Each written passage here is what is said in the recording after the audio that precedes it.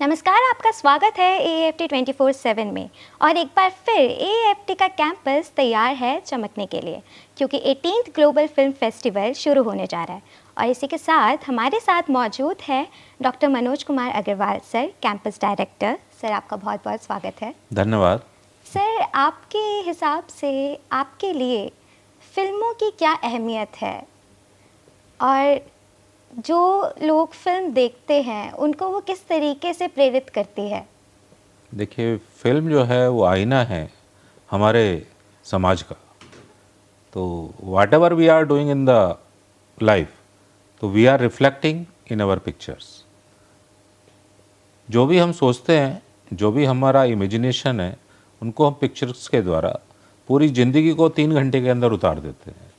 तो पिक्चर एक हमारे समाज को बनाने का काम करती है, एंटरटेनमेंट का काम करती है, और एक जीवन जीने का तरीका सिखाती है। जी सर, जैसे कि जब स्टार्टिंग में ग्लोबल फिल्म फेस्टिवल स्टार्ट हुआ था और उसके बाद 18th ग्लोबल फिल्म फेस्टिवल तक क्या क्या चीज़ें नई ऐड ऑन हुई और क्या क्या बदलाव हुए, और आगे ये अगले 10 साल में किस तरीके से आप इसे देखते हैं कि इकोनॉमिक लेवल पर जाता है या किस तरीके से चीज़ें होती हैं आगे? Actually 18th global film festival it is the reflection of 32 years legacy of School of Cinema, Marwah studio and AFT।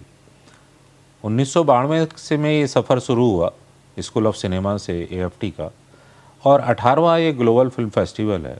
और हर ग्लोबल फिल्म फेस्टिवल जो हमारे साल भर का काम होता है, हम उसको रिफ्लेक्ट करते हैं। तो 18वां एक ग्लोबल फिल्म फेस्टिवल जो 92 में कैमरे से शुरू हुआ था, आज वो एनिमेशन कंप्यूटर से फिल्में बनने का दौर आ गया है।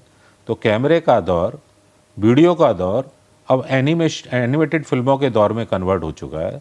और अगले 10 सालों में ये AI जिस तरीके से आगे बढ़ रहा है, तो AI से भी फिल्में बनना शुरू हो चुकी हैं। AI का बहुत बड़ा रोल होगा, और इकोनॉमिक तो होंगी, लेकिन हम ये नहीं कह सकते वीडियो और कैमरे का रोल बिल्कुल ख़त्म हो जाएगा। ये आखिर तक रहेगा, और AI एक एप्लीकेशन के फॉर्म में, AI एक टूल के फॉर्म में हमारे यूज़ में आएगा। जो फिल्में सालों में बनती थी वो महीनों में और दिनों में बनेंगी। जी सर, जैसे हर बार ग्लोबल फिल्म फेस्टिवल कुछ नया लेकर के आता है, इस बार सर, इस बार की थीम क्या होने वाली है, और क्या धर्मेंद्र जी के ऊपर कोई हमें स्पेशल सेगमेंट देखने को मिलेगा? इस so many exhibitions are there, और वो सारी एग्जीबिशंस फिल्मी कलाकार फिल्मों पर ही हैं, और कुछ पेंटिंग्स, पिक्चर्स भी बनाई जा रही हैं। बहुत सारी AI फिल्में तो नहीं, लेकिन एनिमेटेड फिल्में हमारे यहाँ हमारे बच्चों के द्वारा तैयार की गई हैं। कुछ एग्जीबिशंस तैयार की गई हैं। फिल्म आर्ट पर कम्प्लीटली जो स्कूल ऑफ फाइन आर्ट्स है, उन्होंने एक एग्जीबिशन तैयार की है। तो सारा जो प्रोग्राम है वो फिल्मों के ऊपर है। लगभग 3 लाख स्पेक्टेटर यहाँ आ रहे हैं 3 दिन के अंदर। 50 प्रोग्राम हमारी तरफ से हैं, 20 एम्बेसडर्स आ रहे हैं, और 100 से ज़्यादा कलाकार, इंडियन कलाकार आ रहे हैं। तो अल्टीमेटली एक ग्लोबल फेस्टिवल है, तो 70 से 80 विदेशी मेहमान भी हमारे साथ होंगे। और सर, इस बार हमें कितनी फिल्म स्क्रीनिंग्स देखने को मिल सकती है? देखिए, हमारे यहाँ जो फिल्म स्क्रीनिंग के हैं वो 12 स्लॉट हैं एक दिन में। तो 3 दिन का प्रोग्राम है, 36 स्लॉट्स हैं, और एक स्लॉट में लगभग 6 से 7 फिल्में हम दिखाते हैं। तो लगभग 200 फिल्में हम यहाँ दिखा रहे हैं। जी सर। सर, जैसे अभी रिसेंटली डॉक्यूमेंट्री फिल्में अब ब्रॉडकास्ट भी होने लगी हैं, बहुत ज़्यादा चल रही हैं, तो क्या हमें एक special segment documentary film makers का और डॉक्यूमेंट्री फिल्म स्क्रीनिंग्स का देखने को मिल सकता है इस बार?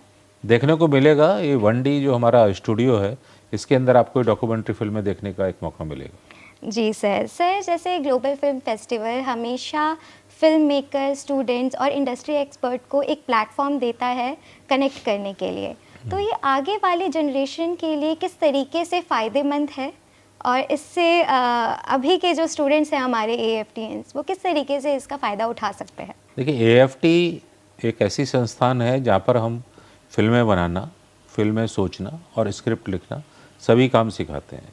हमारे यहाँ लगभग 4000 बच्चा तो अभी पढ़ रहा है। ऑलरेडी 40,000 बच्चे पास होकर जा चुके हैं, और वो बॉलीवुड, हॉलीवुड में काम भी कर रहे हैं। जो नई जनरेशन की बात है, तो जैसे इस समय हमारे बॉम्बे से 100 से ज़्यादा कलाकार आ रहे हैं। मधुर भंडारकर जी आ रहे हैं, जैसे जयप्रदा जी आ रही हैं। तो ये सब जो लोग आ रहे हैं ये इंस्पिरेशन है हमारे स्टूडेंट्स के लिए, और वो ऑलरेडी पिक्चर्स में काफ़ी काम कर चुके हैं, काफ़ी फिल्में बना चुके हैं। तो उनको देखकर हमारा बच्चा जो फिल्में बना रहा है उनको देखकर और प्रेरित होगा, उसको एक ऐसा महसूस होगा कि मैं उसी एनवायरनमेंट में रह रहा हूँ, तो उसका कॉन्फिडेंस बूस्ट होगा और वो फिल्में और तेज़ी से बहुत अच्छी फिल्में बनाएगा। जी सर। सर, आज की जनरेशन सिर्फ फिल्मों को एंटरटेनमेंट के रूप में नहीं देखती, अब वो सोसाइटी चेंज के ऊपर भी आ गई है। तो इसमें अगर नए फिल्म मेकर्स कोई फिल्म बनाना चाहें सोसाइटी चेंज के ऊपर या फिर किसी भी इशू से रिलेटेड, तो उनका पहला इनिशियल स्टेप क्या होना चाहिए?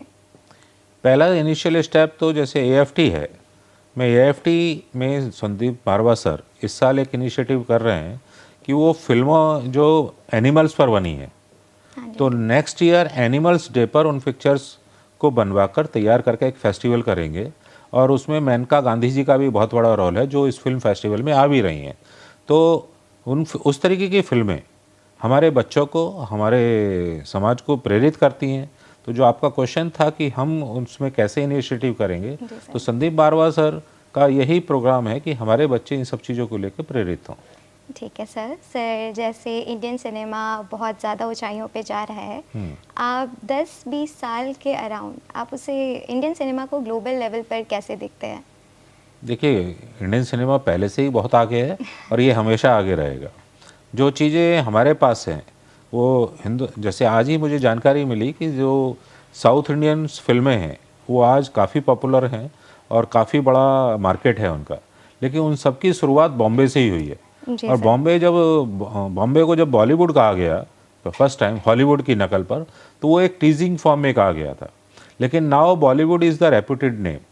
if you are concerning, if you are related to the Bombay or Bollywood films, तो ultimately you are regardable and we are doing wonders in the world and everybody knows कि जो फिल्में बॉम्बे में बनती हैं उनका एक अलग रूप है।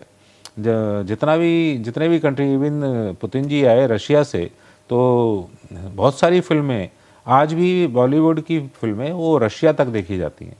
विदेशों में हर जगह, पाकिस्तान में तो इंडियन फिल्म्स के अलावा कुछ देखा ही नहीं जाता है। तो बॉलीवुड का रोल हमेशा था, हमेशा रहेगा, और वो चाहे नॉर्थ इंडिया से डेवलप हो चाहे साउथ इंडिया से डेवलप हो, लेकिन बॉलीवुड का रोल बना रहेगा। जी सर। सर, अगर आप कोई मैसेज देना चाहें आपकी जनरेशन को जो अपना फिल्म में करियर खोजते हैं, तो वो एक मैसेज क्या रहेगा? मैसेज यही है कि देखिए, acting, direction, script writing, it is the toughest job. You have to imagine the things and whatever you want to develop within 3 hours you have to produce। तो एक इंटेलिजेंट आदमी का काम है, और इसको आप इस तरीके से ना लें कि ये तो केवल कुछ कलाकार लोगों का ही काम होता है। ये जो इंटेलिजेंट लोग होते हैं वही कर सकते हैं, क्योंकि एक साथ आपको एक्टिंग के साथ आपको बहुत सारे काम करने होते हैं। स्क्रिप्ट पर ध्यान देना होता है, आपके फेस एक्सप्रेशन पर ध्यान देना होता है। तो all these are very intelligent people and this is a very fast media in which you can produce of your thoughts in front of others। मैं एक एग्जांपल देना चाहूँगा, मृदुल तिवारी जो आपके ग्रेटर नोएडा का ही है, और वो अभी बिग बॉस में कंटेस्टेंट था और उसने बड़ा नाम कमाया है इससे। तो अल्टीमेटली उसने छोटी छोटी फिल्में, 1 मिनट 2 मिनट की फिल्में बनाने शुरू की, और वो सारी फिल्में जो थी वो बिल्कुल बहुत ही नीट क्लीन फिल्में थी। लोकल लोगों ने उसको काफ़ी प्रेरित किया, काफ़ी पसंद किया, और आज वो स्टार बन गया। मुझे लगता है कि हो सकता है 1-2 सालों में वो फिल्म में ना आ जाए। तो अल्टीमेटली जो फिल्म है वो आपको जो पहचान दिला सकते हैं वो और कोई क्षेत्र नहीं दिला सकता, और इंडियन इकोनॉमी में फिल्मों का बहुत बड़ा रोल है, जो मुझे लगता है कि 5 से 7% फिल्मों का रोल है इंडियन इकोनॉमी में। Thank you so much sir. Thank you so much thank you everyone. ऐसी और वीडियोस के लिए बने रहिए AFT 24/7 नोएडा।